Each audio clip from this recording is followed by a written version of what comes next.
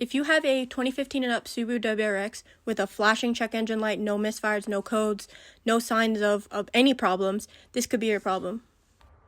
So the reason why your check engine light could be flashing on your 2017 Subaru WRX or 2015 and up is because you're not supposed to have a fuse there. We made the mistake of putting a fuse there, and it's between that relay, and that one. It's not supposed to be there. And when you take it out, your check engine light should be gone.